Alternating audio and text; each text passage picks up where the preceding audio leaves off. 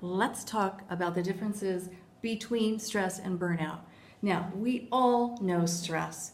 It's that moment when you see your boss coming towards you and you think, oh, not another project. Or you're on the phone with a customer and you've got a kid who's screaming because they just dropped a gallon of milk. Stress, right?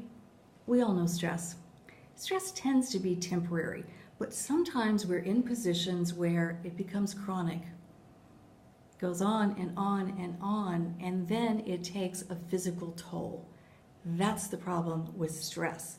It's always physical. We tense up, our shoulders go up around our ears, and we just don't feel as good and as energetic as we usually do.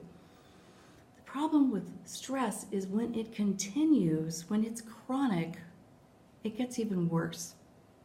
Now, this can be a situation in which maybe you have a very stressful job. Maybe you've got a very demanding boss. Maybe your life is such that it feels like there are too many moving parts and you are too needed in too many areas, right? I get it. The problem with chronic stress is if you don't deal with it, it leads to burnout.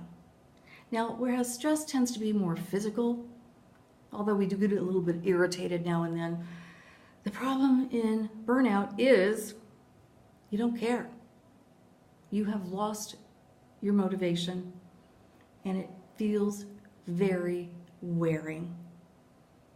In burnout, people enter a state where they don't really care about anything, which can, if left untreated, lead to depression, which is why it's so important for you to recognize the signs of burnout.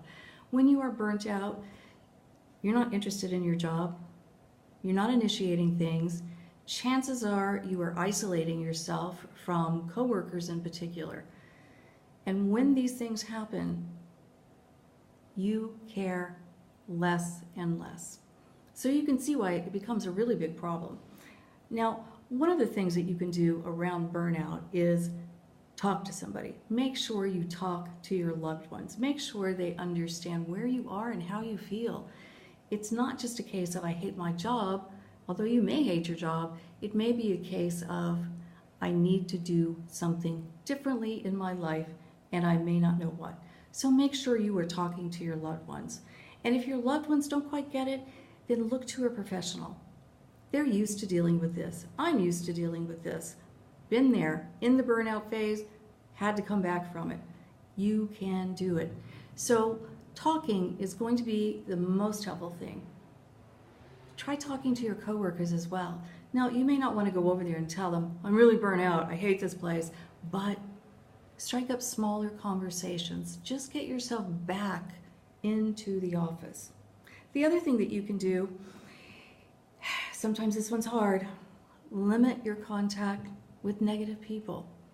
Now, if you've got a lot of negative people around you at work, that's going to be really difficult, but it's so important when we are already feeling less than, lower than, to not be around people who are going to encourage more of that attitude within you. And lastly, no is a complete sentence. This is Dr. Dreama. Let's talk soon.